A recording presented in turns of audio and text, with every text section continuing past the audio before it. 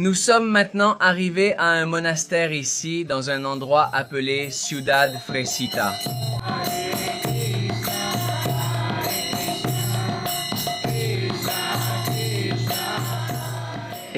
Nous sommes au milieu de la forêt en direction de la maison d'un chaman suisse qui vit à Ciudad Fresita, à la Azulita, ici à Mérida, au Venezuela.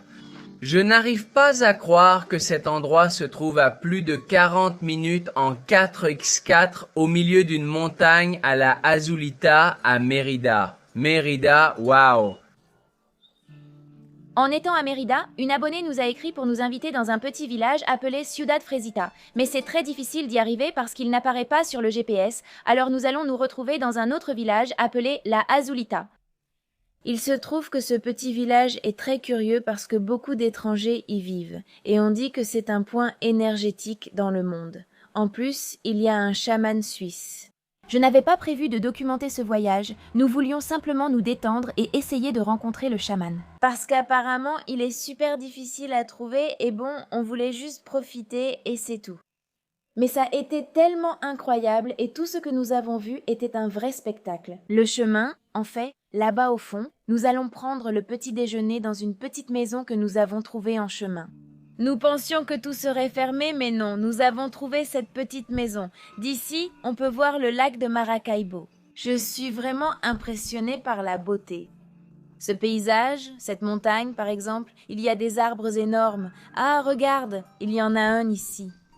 Ceux qui sont ici, qui ont une feuille très particulière et qui paraît grisâtre, ils ressortent sur toute la montagne. Je vais essayer de vous en montrer le plus possible. Je vais vous montrer notre petit déjeuner tout de suite. Et bon, si jamais vous avez envie de découvrir ce village, gardez les références que nous allons laisser ici. Nous nous sommes arrêtés dans un petit village, dans une petite maison où l'on sert le petit déjeuner. J'ai commandé une petite arepa andine au fromage frais. C'est délicieux. Et pour toi, j'ai commandé une au fromage.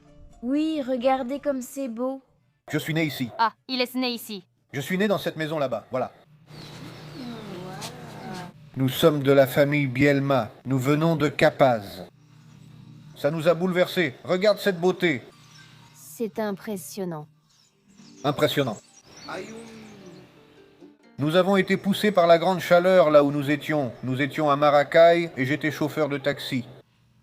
Et il y avait trop de voleurs. C'était difficile d'atteindre la zone où je vivais. Je vivais à Palo Negro. Et donc, comme je suis d'ici... Un jour, je marchais dans la montagne et j'ai trouvé une ferme bien reculée qui faisait 23 hectares et nous avons décidé que ce serait notre maison. Alors, nous avons poursuivi ce rêve. Parce que je leur disais que le jardin était à 1 heure de marche pour arriver à un chalet qui était là-bas, bien caché. C'est ainsi que nous sommes venus et y sommes restés, y vivant 1 an et demi. Et un Yougoslave et quelques Argentins sont venus et ils nous ont acheté l'endroit pour le donner à l'univers. En fait, ils l'ont laissé se reboiser. D'ailleurs, c'est déjà redevenu une forêt. Wow! Oui, c'est ce qui s'est passé là-haut. Et voilà, nous sommes ici. Ça s'appelle El Chorotal, San Eusebio, la Azulita Mérida, endroit agréable. Il fait très froid, il y a beaucoup d'eau pure. Nous sommes une zone productrice d'eau. C'est une forêt de nuages. Je crois que c'est unique au monde, je crois. Peu d'endroits sont comme celui-ci.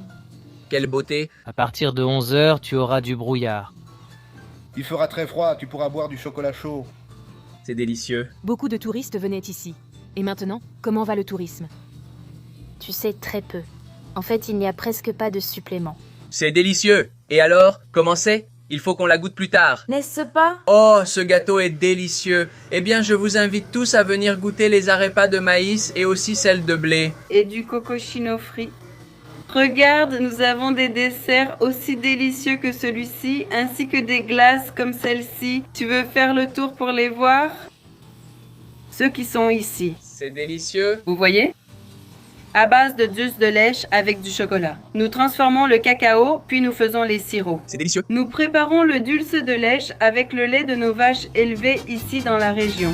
Quelle beauté!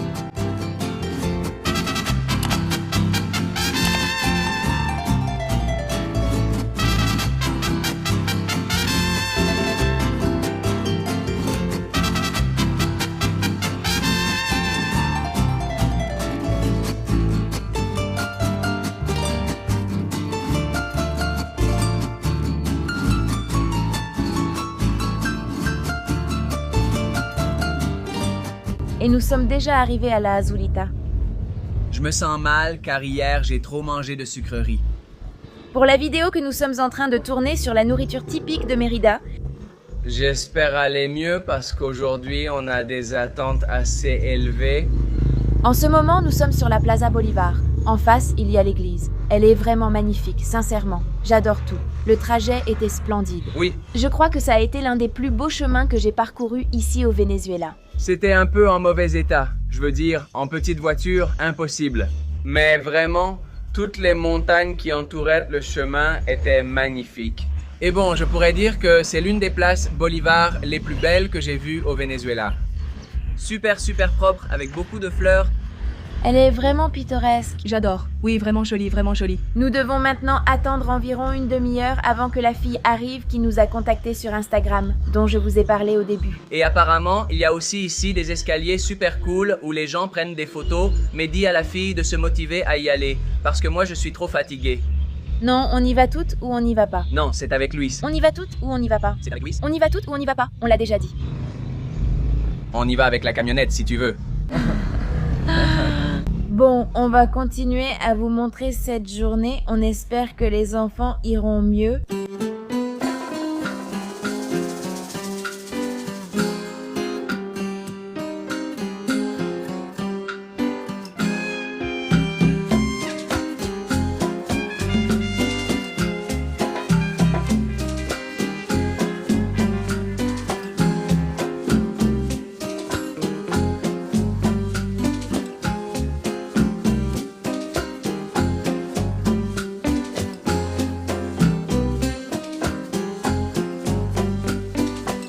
Maintenant, nous sommes à la première destination, au premier arrêt de cette visite, à la Azulita. Et ce sont des grottes qui s'appellent Cueva de los Piratas. Elles se trouvent à environ 5 minutes de la place principale que nous vous avons déjà montrée. Eh bien, regardez, le chemin est bien indiqué, il y a des escaliers, c'est vraiment tout près. Allons voir comment sont ces grottes. C'est très joli parce que tout est relativement proche et nous sommes en pleine nature. C'est vraiment beau.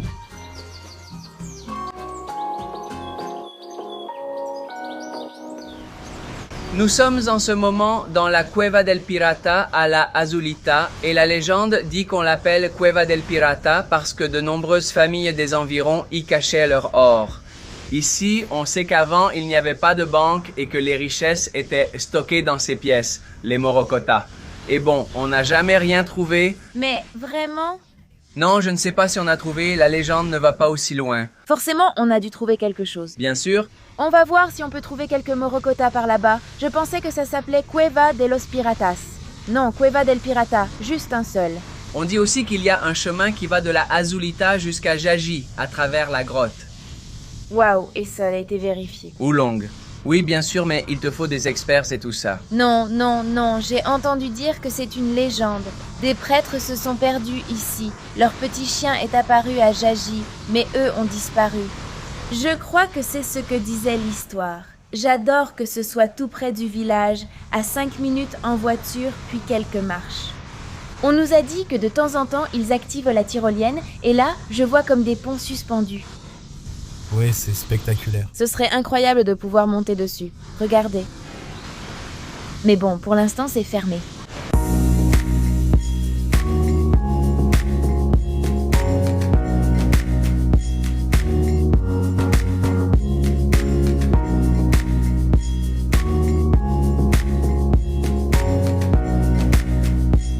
Et maintenant, nous sommes venus à... Río Aguascalientes. Regardez. Il y a un petit pont suspendu. Et d'ici, on voit toute la rivière.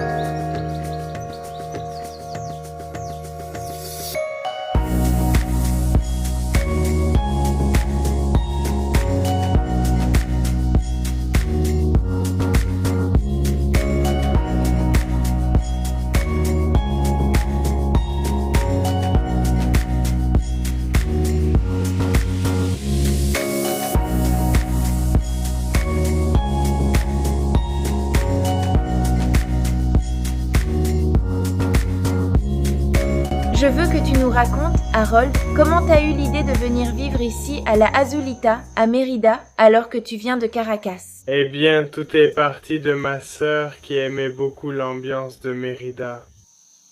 Donc, elle avait besoin d'un endroit, d'un espace où vivre, en fait. Et voilà, en cherchant un endroit pour elle, nous avons trouvé la Azulita. Et ça nous a beaucoup plu, donc. Je croyais que c'était pour elle, mais finalement, c'est moi qui ai aimé. Waouh! Moi aussi. Alors, le climat, tout, l'ambiance. Plus tard, l'idée de rester ici est apparue.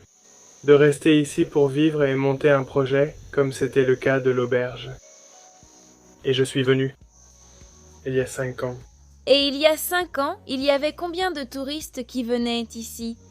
C'était un village très animé. Comme je te l'ai dit, il y a la Vuelta internationale de cyclisme. Beaucoup de grimpeurs de Mérida et de tout le pays venaient ici aux grottes du Pirate. Pour profiter de la nature ici, de tout ce que l'endroit offre pour le sport. Il y a plus de 200 voies d'escalade déjà équipées.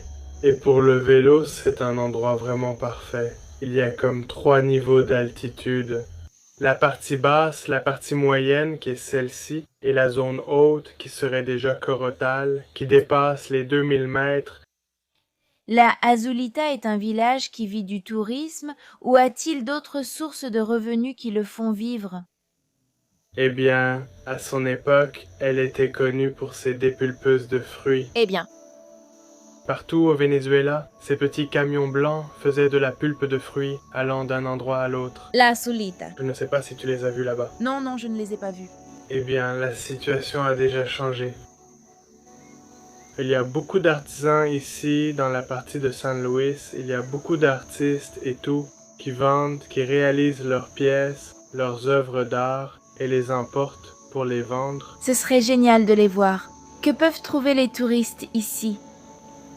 Donc si je veux venir, qu'est-ce que je vais trouver à la Azulita? La Azulita est le 2e corridor ornithologique le plus important du monde. Waouh! Je ne savais pas ça. Bien sûr, ce n'est pas une réserve comme le serait Henri Pittier, mais plutôt un corridor. Beaucoup d'oiseaux d'Amérique centrale passent par ici, en direction de l'Amazonie. On y trouve donc des quetzals et toutes sortes d'oiseaux de ce type. Ils migrent par ici. J'ai vu passer des aras de tout, des toucans, de tout. Le vélo de montagne. Et l'escalade?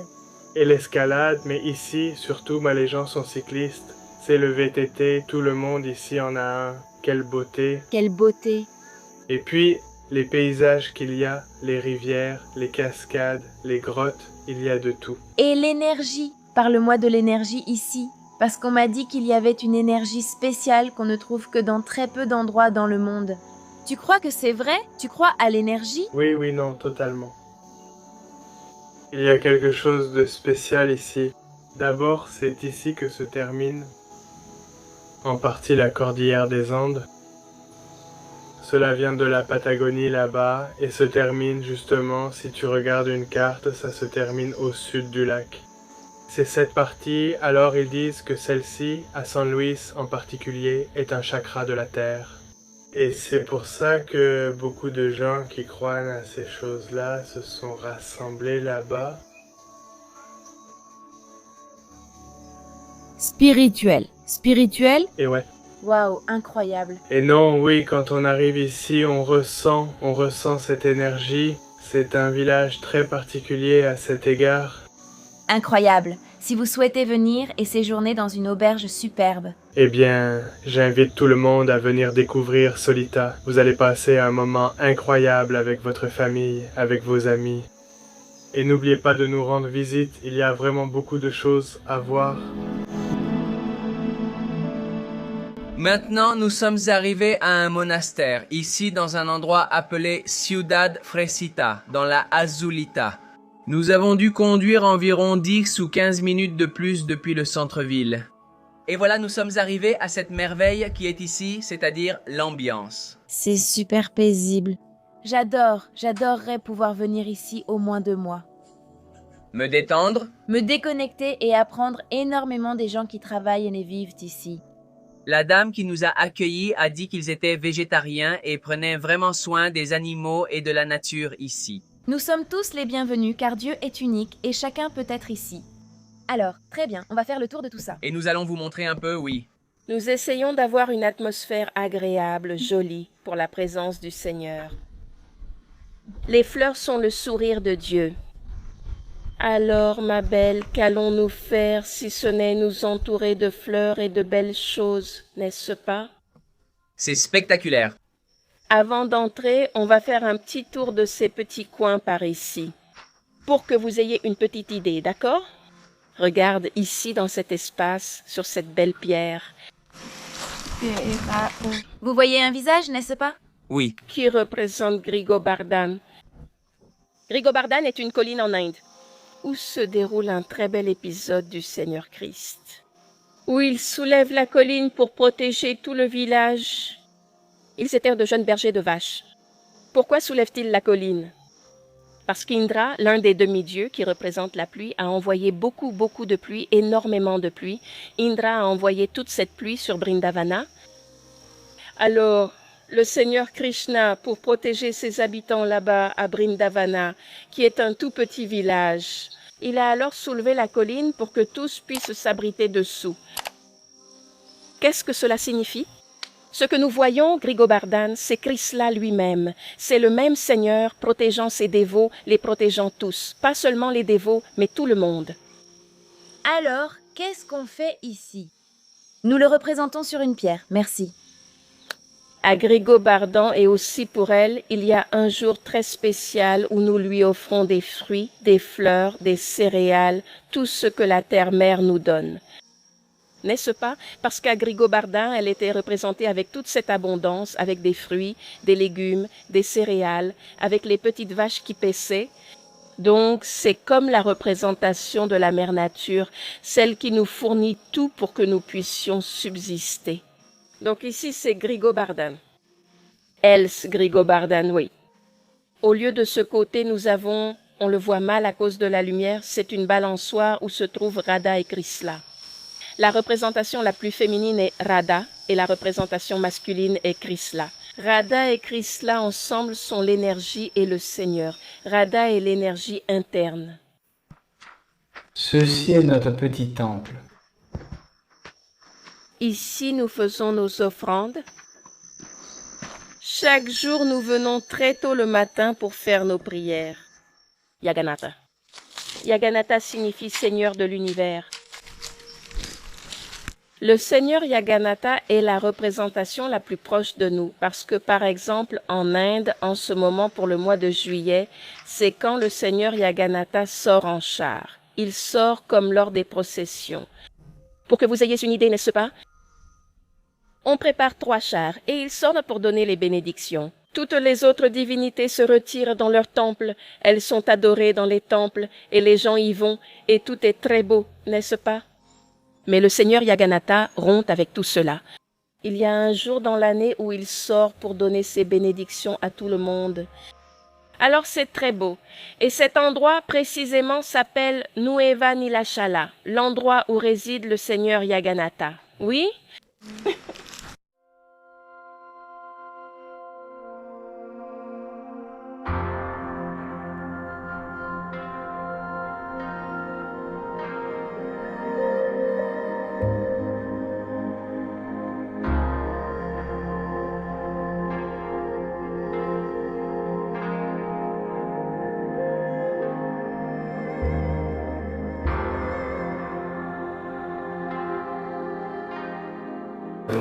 Hari, c'est Radha, l'énergie interne de Dieu, Krishna.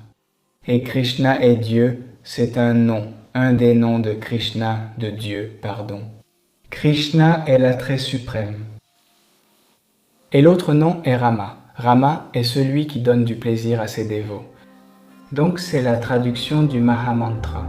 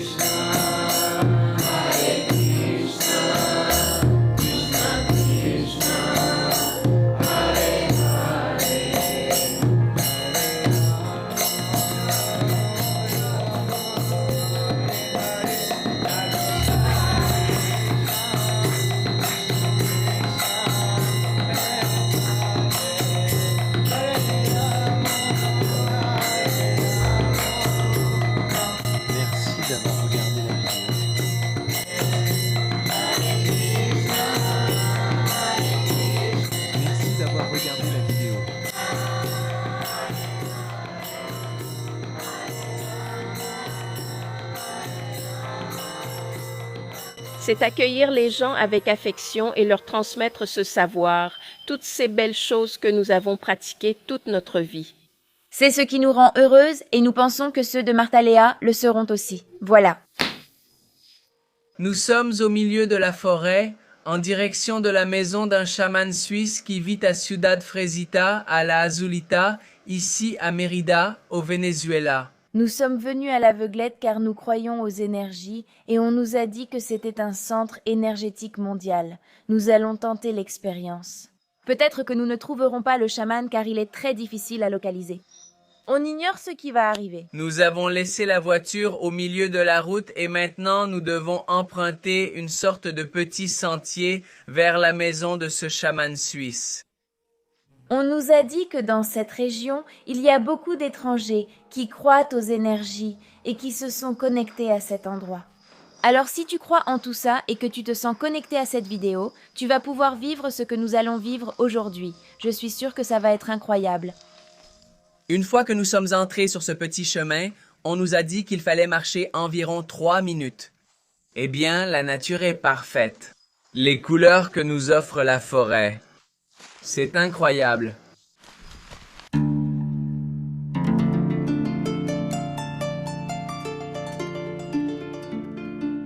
Nous arrivons. Regardez ce tunnel. Comme c'est magnifique.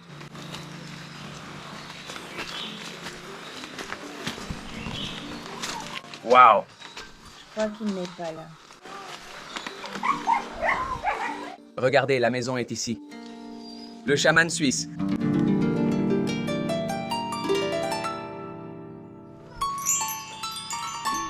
Magnifique.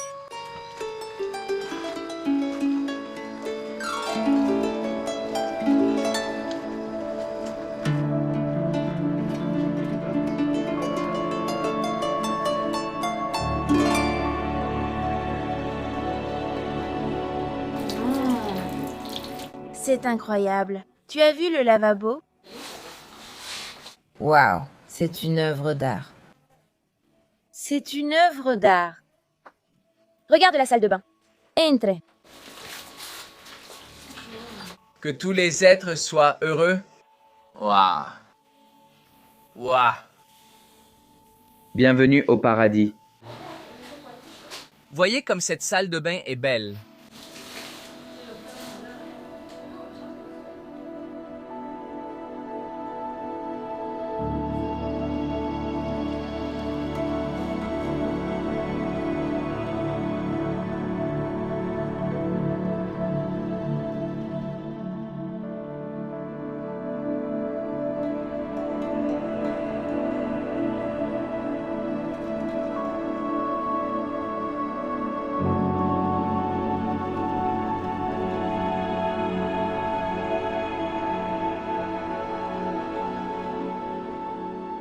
Malheureusement, nous n'avons pas réussi à le trouver.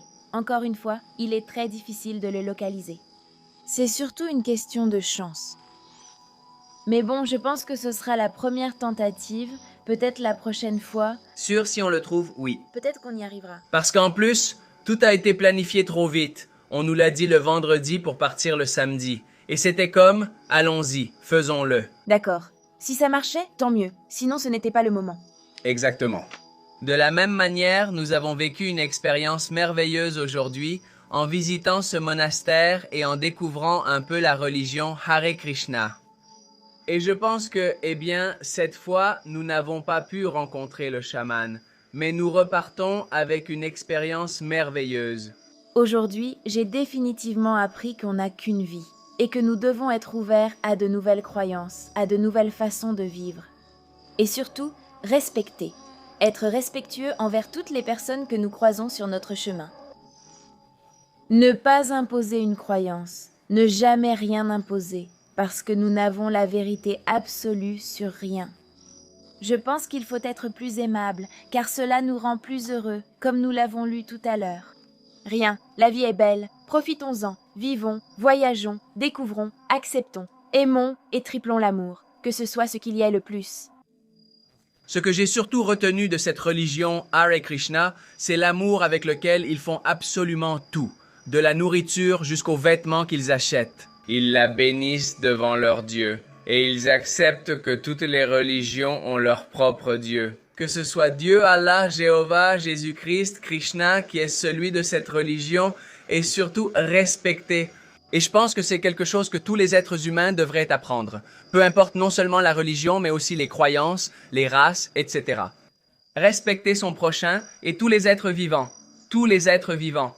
Pas seulement les êtres humains, mais aussi les animaux. C'est superbe de découvrir au Venezuela de tels lieux. Je vous invite à nouveau à venir visiter ici la Azulita et à passer par Ciudad Fresita.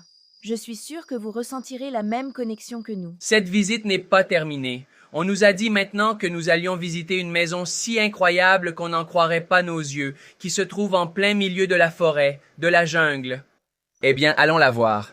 J'ai hâte de la découvrir. J'ai été vraiment surpris. Parce que si vous voyez à quel point c'est intégré et inséré dans la nature, ces structures, vous vous dites « Wow, comment ont-ils construit ça ?» Après avoir visité 2 d'entre elles, on nous a dit que ça ne se compare pas à celles que nous allons voir maintenant. Alors, accompagnez-nous et restez avec nous, parce que je suis sûr que vous devez être aussi enthousiaste que moi en ce moment.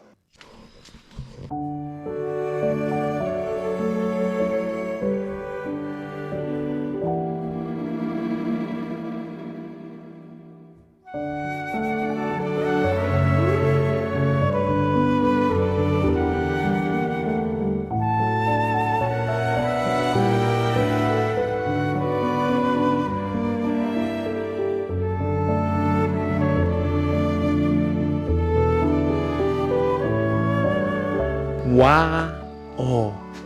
Wow! On se voit dans la prochaine vidéo. Yo! Wow! Wow!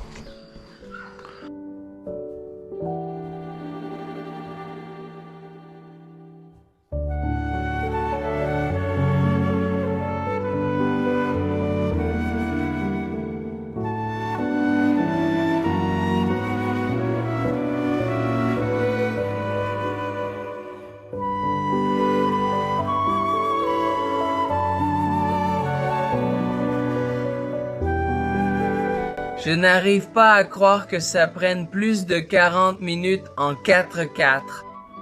Au milieu d'une montagne à la Azulita, à Mérida, au Venezuela, wow!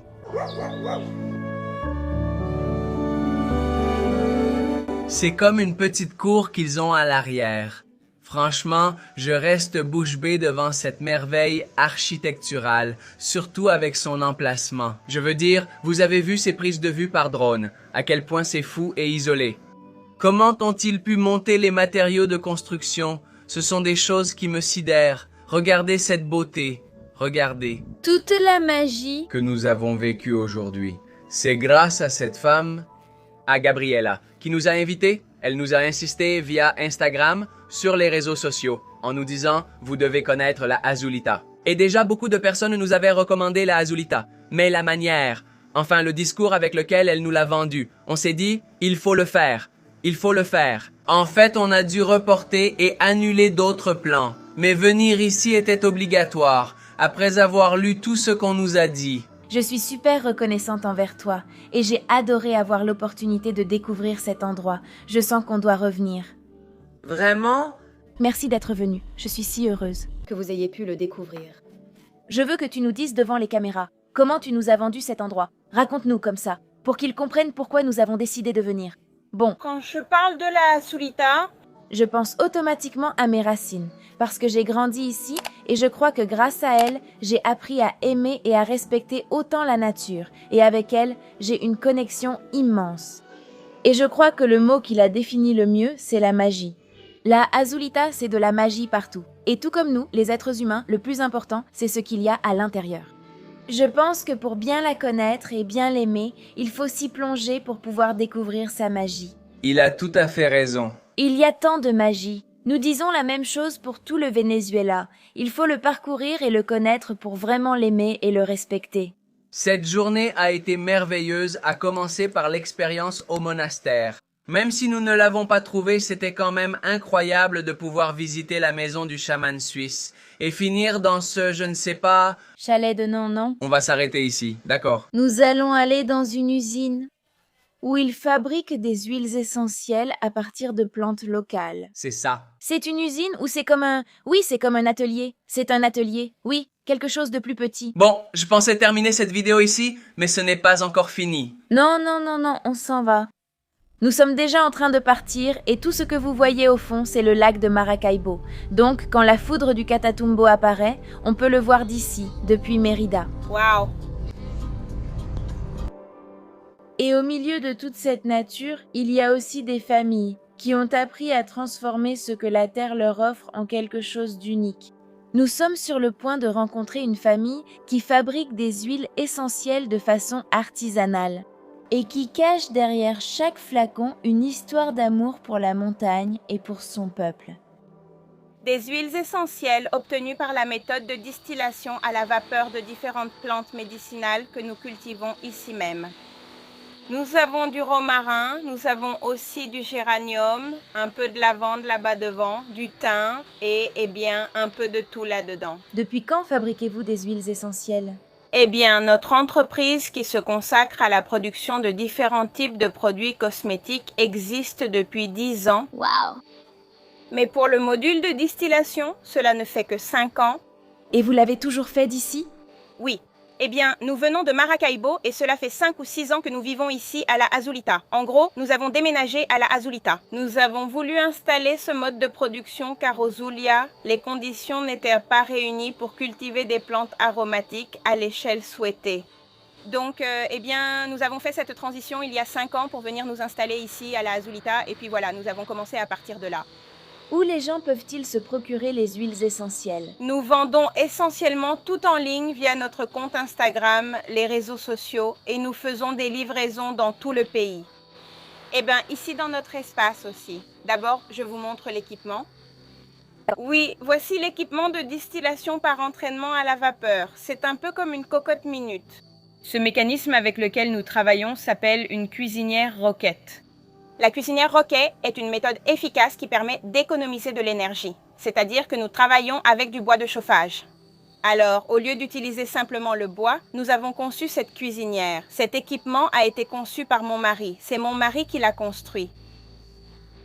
Eh bien, cette cuisinière fait que la quantité de bois que nous utilisons est bien moindre que si nous ne l'avions pas. Moins de la moitié de ce qu'on utiliserait autrement. Si nous n'avions pas ce système, la racine de gingembre par exemple, pour obtenir environ 10 ml d'huile de gingembre, nous avons besoin d'au moins 30 kg de gingembre déshydraté. C'est-à-dire que le gingembre n'est pas frais. Bien sûr, quand il contient une certaine quantité d'eau, il va peser beaucoup plus lourd. Le gingembre est d'abord déshydraté et après la déshydratation, à partir d'environ 30 kg, nous obtenons 10 ml d'huile essentielle de gingembre. Mais un exemple de rendement élevé, par exemple, c'est l'eucalyptus. Avec 10 kg d'eucalyptus, nous pouvons obtenir environ 160 ml d'huile essentielle d'eucalyptus. Eh bien, la différence est énorme. Oui. Oui. Mais en gros, les huiles essentielles ont de nombreux usages. Tu peux les utiliser en application sur ta peau. Tu peux, certains d'entre eux, parce que d'autres doivent être dilués, car les huiles essentielles sont la fraction la plus concentrée. Des propriétés médicinales ou thérapeutiques que possède cette plante. C'est l'extrait le plus pur et le plus concentré que l'on puisse obtenir d'une plante. C'est pour cela qu'ils sont si petits et qu'en si petites gouttes, ils peuvent avoir un effet aussi puissant. Donc, en gros, les huiles essentielles peuvent être utilisées par voie externe en les appliquant sur la peau. Elles peuvent également être utilisées dans des diffuseurs pour l'aromathérapie. Ce qui, en plus de l'odeur, a aussi des propriétés thérapeutiques selon les quantités utilisées pour la diffusion dans l'air ambiant. Ou ils peuvent également être ingérés. Cette partie concernant l'ingestion des huiles essentielles doit absolument être administrée par une personne compétente. Qui s'y connaît ? Par un aromathérapeute ? Sous une charge spécifique, oui. Bien sûr. Et avec un dosage particulier, disons, pour la personne qui cherche un traitement avec cette aromathérapie. Et spécifiquement avec des huiles essentielles. Ah, excellent. Merci pour toutes ces explications.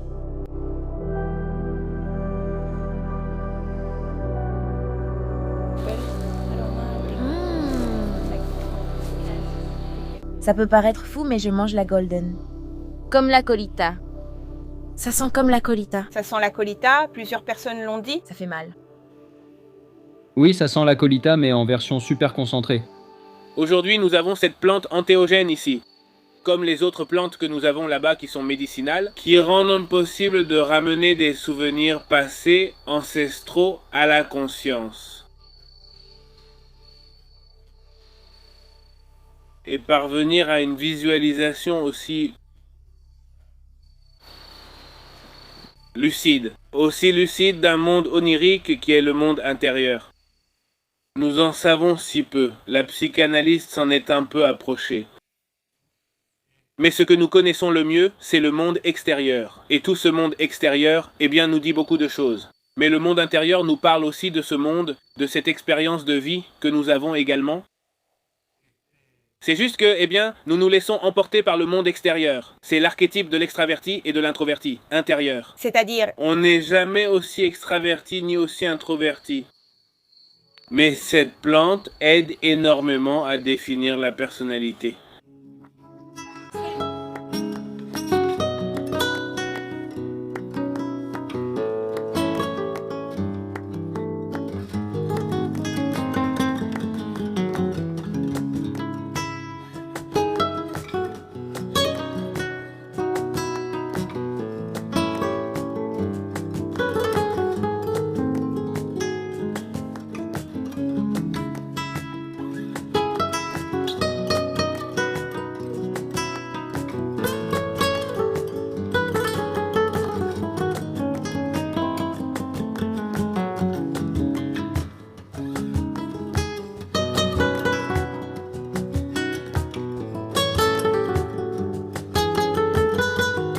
La Azulita est l'un de ces endroits que l'on ne parcourt pas seulement avec les pieds, mais aussi avec l'âme.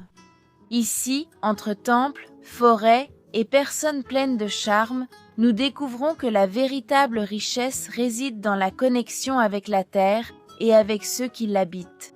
Nous prenons congé, mais nous emportons avec nous cette énergie magique qui fait de ce petit village un refuge pour le cœur.